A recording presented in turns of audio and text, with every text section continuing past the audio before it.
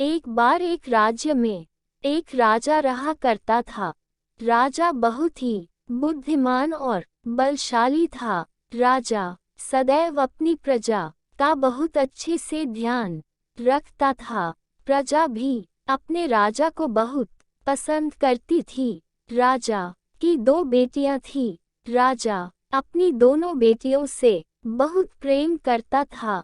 राजा की छोटी बेटी देखने में बहुत सुंदर और आकर्षण थी और राजा की बड़ी बेटी छोटी बेटी के मुकाबले थोड़ा कम सुंदर थी। राजा की छोटी बेटी ग्यारस माता की पूजा किया करती थी और सभी लोग राजा की छोटी बेटी से बहुत प्रेम करते थे और बहुत प्रशंसा किया करते थे।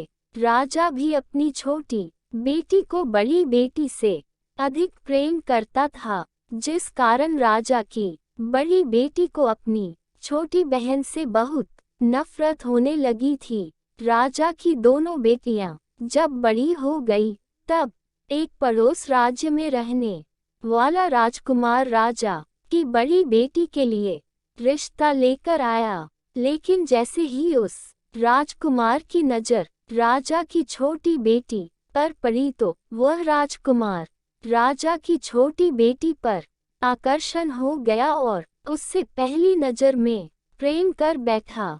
उस राजकुमार ने राजा की बड़ी बेटी के साथ विवाह करने से मना कर दिया और उसने राजा से कहा कि मैं आपकी छोटी बेटी से विवाह करना चाहता हूँ। जिसके बाद राजा की बड़ी बेटी यह देखकर अपनी छोटी बहन से बहुत क्रोधित हो गई और राजा की बड़ी बेटी ने अपनी छोटी बहन को अपना सबसे बड़ा दुश्मन मान लिया।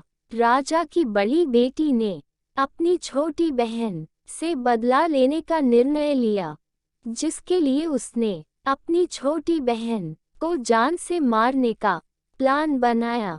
राजा की बड़ी बेटी ने अपनी छोटी बहन को मारने के लिए सबसे पहले एक लड्डू में जहर मिलाकर अपनी छोटी बहन को दे दिया और उसको लड्डू खाने के लिए कहा। लेकिन लड्डू खाने के बाद भी छोटी बहन को कुछ नहीं हुआ। बड़ी बहन यह देखकर बहुत आश्चर्यचकित हो गई, लेकिन बड़ी बहन ने हार नहीं मानी है और उसने जब रात में छोटी बहन अपने कमरे में सो रही थी तब एक मटके में सांप रखकर उसे कमरे में छोड़ दिया। लेकिन सांप भी छोटी बहन का कुछ नहीं कर पाया, जिसके बाद बड़ी बहन ने अपनी छोटी बहन से कहा कि चलो हम लोग कुएं में से पानी भरकर लाते हैं।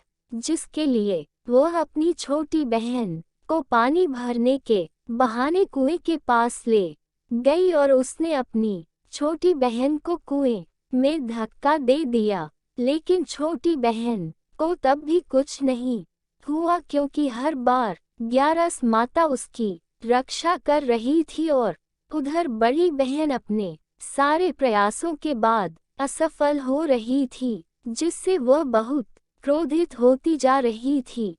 फिर उसने अपनी छोटी बहन के पास जाकर उससे खुद ही पूछा कि मेरी छोटी बहन, तुमको पता है भगवान ने सबकी मृत्यु एक निश्चित समय पर लिखी हुई है और कैसे तुम्हारी मृत्यु होगी, क्या यह तुम जानती हो? तब छोटी बहन ने अपनी बड़ी बहन को बताया कि हाँ, मैं तो जानती हूँ मेरी मृत्यु कैसे होगी।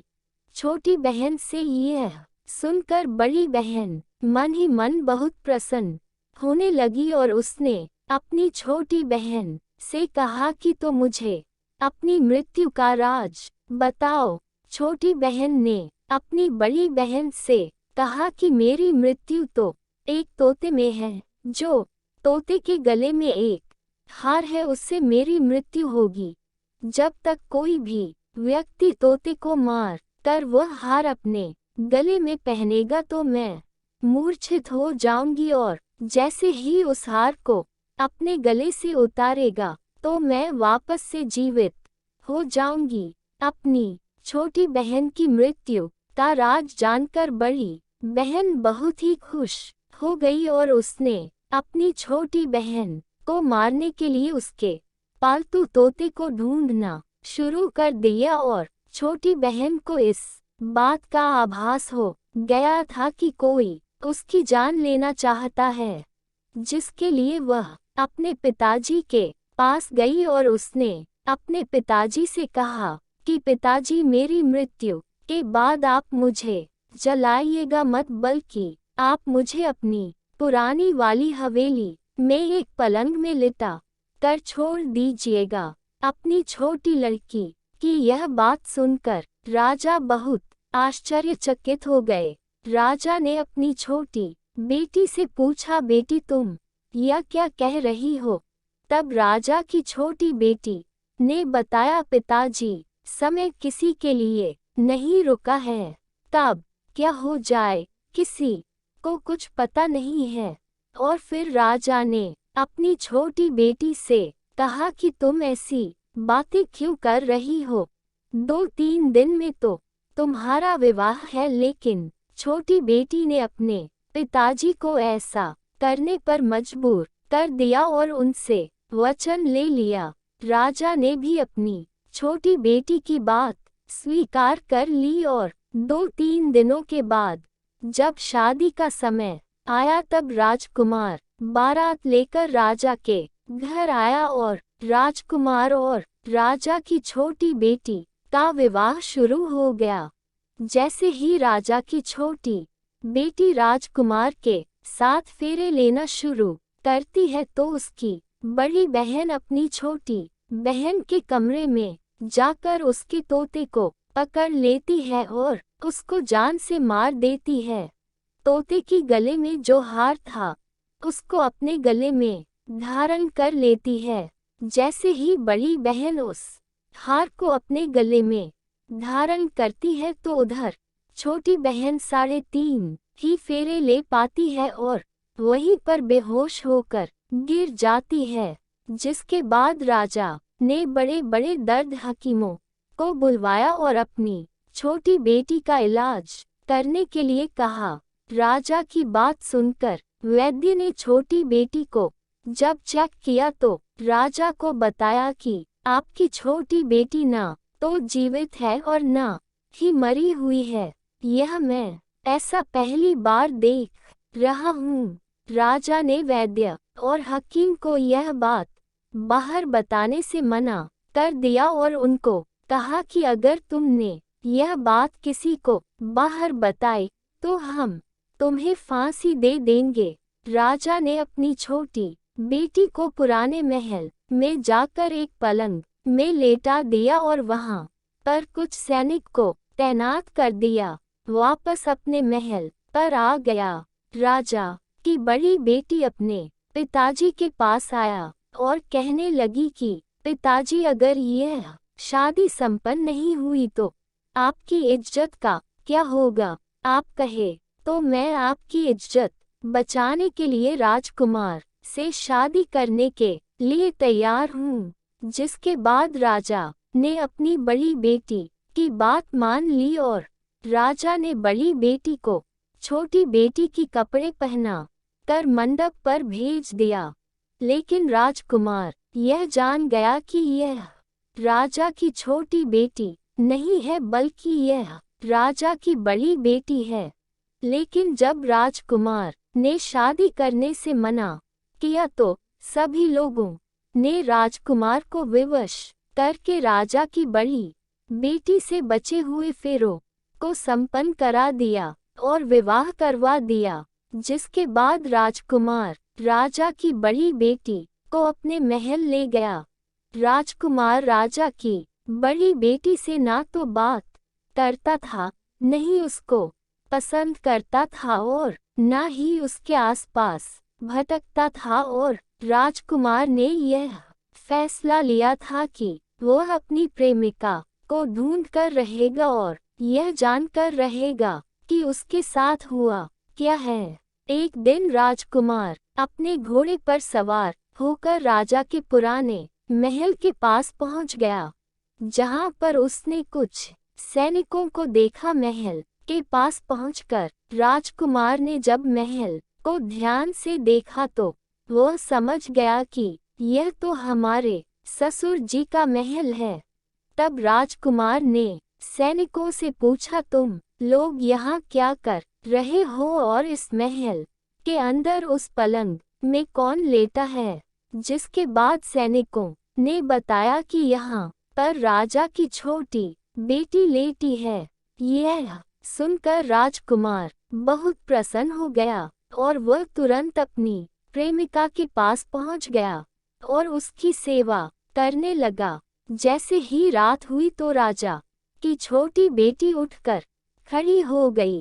राजकुमार यह देखकर बहुत खुश हो गया और उसने अपनी प्रेमिका से पूछा कि तुम यहाँ क्या कर रही हो? तुम मेरे साथ मेरे घर चलो। राजा की छोटी बेटी ने राजकुमार को सारी बातें बता दी कि मेरी जान एक तोते में बसी थी और मैंने यह बात सिर्फ अपनी बड़ी बहन को बताया था और मुझे पता है कि उसने ही मुझे मारने का प्रयास किया है। उसके पास एक हार है जिसको वह सुबह पहन लेती है और रात को उतार देती है।